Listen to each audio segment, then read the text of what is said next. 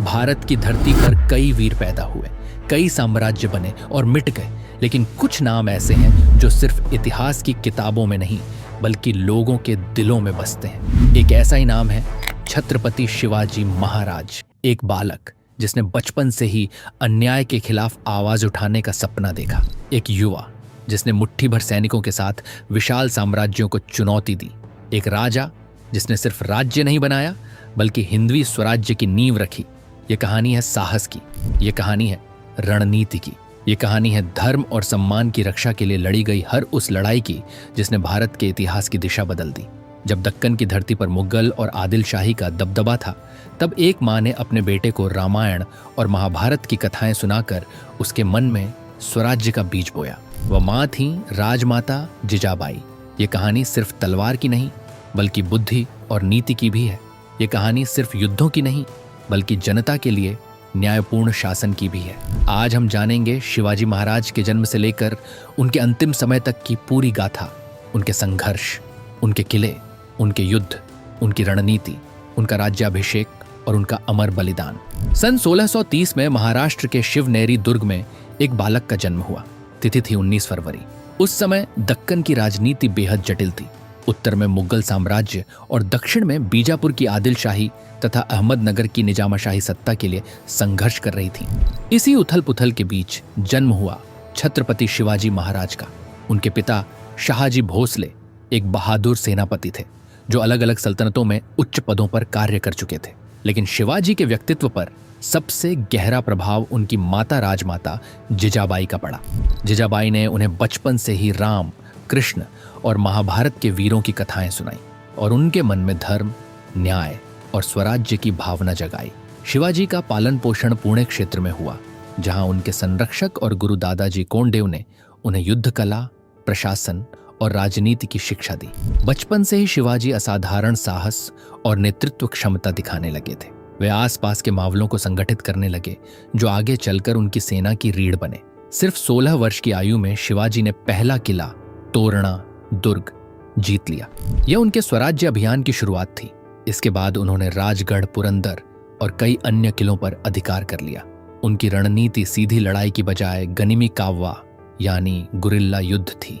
वे दुश्मन पर अचानक हमला करते और जंगलों व पहाड़ियों का लाभ उठाकर सुरक्षित निकल जाते। बीजापुर के सुल्तान ने शिवाजी की बढ़ती शक्ति को रोकने के लिए अपने सबसे ताकतवर सेनापति अफजल खान को भेजा। 1659 में प्रतापगढ़ के किले के पास दोनों की ऐतिहासिक भेंट हुई। अफजल खान ने धोखे से शिवाजी को मारने की कोशिश की, लेकिन शिवाजी पहले से सतर्क थे। उन्होंने अपनी वागनख से अफजल खान का वध कर दिया। यह घटना पूरे दक्कन में गूंज उठी और शिवाजी की वीरता का लोहा सबने माना। इसके बाद शिवाजी ने तेजी से किलों और क्षेत्रों पर अधिकार करना शुरू कर दिया। उन्होंने कोंकण तट पर भी अपना प्रभाव बढ़ाया और एक मजबूत नौसेना की नींव रखी। उस समय भारत में समुद्री शक्ति का महत्व बहुत कम समझा जाता था, लेकिन शिवाजी ने इसे पहचाना। धीरे धीरे उनका नाम पूरे भारत में फैलने लगा। मुगल सम्राट औरंगजेब भी उनकी बढ़ती शक्ति से चिंतित हो गया। आने वाले वर्षों में शिवाजी और मुगलों के बीच कई निर्णायक संघर्ष हुए जिन्होंने इतिहास की दिशा बदल दी। शिवाजी अब सिर्फ एक योद्धा नहीं रहे थे, वे स्वराज्य के प्रतीक बन चुके थे। उनका सपना था एक ऐसा राज्य जहां जनता पर अत्याचार न हो, धर्म की रक्षा हो और शासन न्यायपूर्ण हो। अफजल खान के वध के बाद छत्रपति शिवाजी महाराज की शक्ति और प्रतिष्ठा तेजी से बढ़ने लगी। दक्कन में उनका नाम सुनकर बड़े बड़े सरदार सतर्क हो जाते थे। बीजापुर और मुगल दोनों अब उन्हें एक साधारण जमींदार नहीं बल्कि एक उभरते हुए शक्तिशाली नेता के रूप में देखने लगे थे।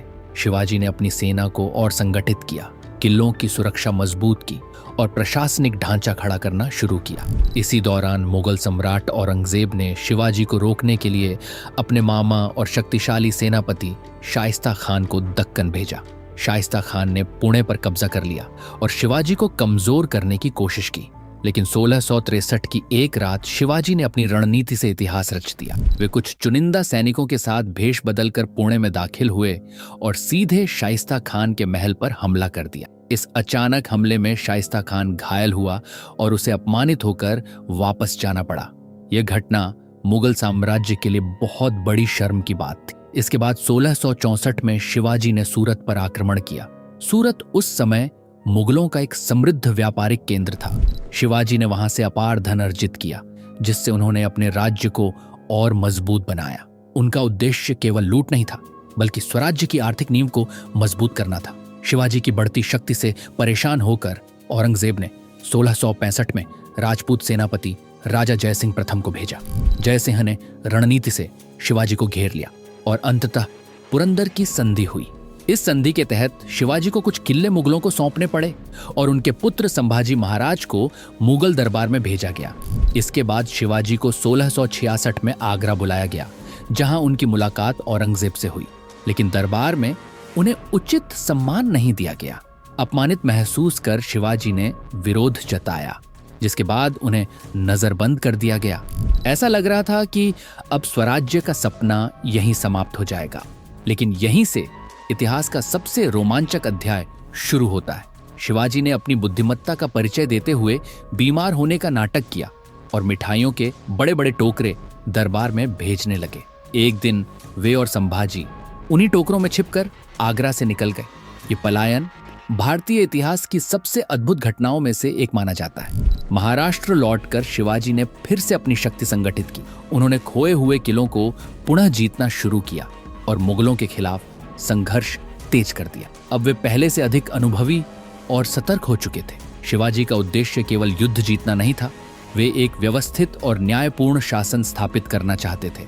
उन्होंने अपने प्रशासन को सुदृढ़ किया, सेना को अनुशासित बनाया और जनता का विश्वास जीता। अब समय आ चुका था कि शिवाजी केवल एक सरदार नहीं, बल्कि एक विधिवत राजा के रूप में स्थापित हों। आने वाले वर्षों में उनका राज्याभिषेक और स्वराज्य की औपचारिक घोषणा इतिहास का एक स्वर्णिम अध्याय बनने वाली थी। आगरा से साहसिक पलायन के बाद छत्रपति शिवाजी महाराज पहले से कहीं अधिक दृढ़ और संगठित होकर उभरे। अब उनका लक्ष्य केवल किले जीतना नहीं था, बल्कि हिंदवी स्वराज्य को औपचारिक रूप देना था। 1670 के बाद उन्होंने एक एक करके वे किले पुनः जीत लिए, जो पुरंदर की संधि में मुगलों को देने पड़े थे। सिंहगढ़ का किला जीतने के लिए उनके वीर सेनापति तानाजी मालुसरे ने अद्भुत बलिदान दिया। यह युद्ध इतना भीषण था कि जीत के बाद शिवाजी ने कहा, गढ़ आला पण सिंह गेला। शिवाजी ने प्रशासनिक व्यवस्था को मजबूत बनाने के लिए अष्टप्रधान मंडल की स्थापना की। इसमें 8 प्रमुख मंत्री होते थे, जो अलग अलग विभाग संभालते थे, जैसे पेशवा, अमात्य, सुमंत, सचिव, सेनापति आदि। उन्होंने कर व्यवस्था को सरल और न्यायपूर्ण बनाया। किसानों पर अत्याचार न हो, इसका विशेष ध्यान रखा गया। धार्मिक सहिष्णुता उनकी नीति का प्रमुख हिस्सा थी। उन्होंने कभी भी किसी मस्जिद या दरगाह को नुकसान नहीं पहुंचाया और हर धर्म का सम्मान किया। 1674 में रायगढ़ किले पर उनका भव्य राज्याभिषेक हुआ। काशी के विद्वान पंडित गागा भट्ट ने वैदिक मंत्रों के साथ उनका अभिषेक किया और उन्हें छत्रपति की उपाधि दी गई। ये केवल एक ताजपोशी नहीं थी, बल्कि सदियों की गुलामी के बाद स्वतंत्र हिंदू राज्य की घोषणा थी। पूरे महाराष्ट्र में उत्सव का माहौल था। अब शिवाजी एक मान्यता प्राप्त सम्राट बन चुके थे। राज्याभिषेक के बाद शिवाजी ने दक्षिण भारत की ओर भी अपने अभियान चलाए। उन्होंने कर्नाटक और तमिल क्षेत्र में कई किलों पर अधिकार किया। उनकी नौसेना भी अब काफी शक्तिशाली हो चुकी थी। उन्होंने समुद्री तटों की सुरक्षा के लिए कई दुर्ग बनवाए और विदेशी ताकतों, पुर्तगाली, डच और अंग्रेज व्यापारियों पर कड़ी निगरानी रखी। उस समय जब अधिकतर भारतीय शासक समुद्री शक्ति को नजरअंदाज कर रहे थे, शिवाजी ने इसे अपनी रणनीति का अहम हिस्सा बनाया। लेकिन निरंतर युद्ध और प्रशासनिक जिम्मेदारियों ने उनके स्वास्थ्य पर असर डालना शुरू कर दिया। 1680 में रायगढ़ किले पर उनका स्वास्थ्य अचानक बिगड़ गया। 3 अप्रैल 1680 को इस महान योद्धा ने अंतिम सांस ली। उनकी मृत्यु की खबर सुनते ही पूरे मराठा साम्राज्य में शोक की लहर दौड़ गई। शिवाजी का जीवन केवल 50 वर्षों का था, लेकिन इन 50 वर्षों में उन्होंने जो किया वह सदियों तक याद रखा जाएगा। उन्होंने दिखाया कि सीमित संसाधनों के बावजूद यदि नेतृत्व मजबूत हो और उद्देश्य स्पष्ट हो तो किसी भी बड़ी शक्ति को चुनौती दी जा सकती। उनका स्वराज्य आगे चलकर मराठा साम्राज्य के रूप में इतना शक्तिशाली बना कि उसने मुगल साम्राज्य की नींव हिला दी। उनके बाद उनके पुत्र संभाजी महाराज ने गद्दी संभाली और संघर्ष की परंपरा को आगे बढ़ाया। शिवाजी केवल एक राजा नहीं थे, वे एक विचार थे, एक प्रेरणा थे और आज भी भारत में साहस, नीति और स्वाभिमान के प्रतीक हैं। तो यह थी छत्रपति शिवाजी महाराज की जन्म से लेकर मृत्यु तक की पूरी गाथा। एक ऐसे योद्धा की कहानी जिसने इतिहास की धारा बदल दी और स्वराज्य का सपना साकार किया। अगर आपको इसका नेक्स्ट भाग चाहिए तो चैनल को लाइक और सब्सक्राइब कर लो, क्योंकि अगले वीडियो में हम बताएंगे कि छत्रपति शिवाजी महाराज के बाद महाराज संभाजी की कहानी क्या थी और कैसे उन्होंने भी इतिहास में अमिट छाप छोड़ी। अगर आपको छत्रपति शिवाजी महाराज की यह प्रेरणादायक कहानी पसंद आई हो तो वीडियो को लाइक जरूर करें। ऐसी ही ऐतिहासिक और रोचक कहानियों के लिए हमारे चैनल को सब्सक्राइब करें और कमेंट में जरूर बताएं कि अगली स्टोरी आप किस महान योद्धा पर देखना चाहते हैं। दोस्तों, आपकी स्क्रीन पर 2 और वीडियो दिखाई दे रहे हैं। उन्हें देखने के लिए वीडियो पर क्लिक करें।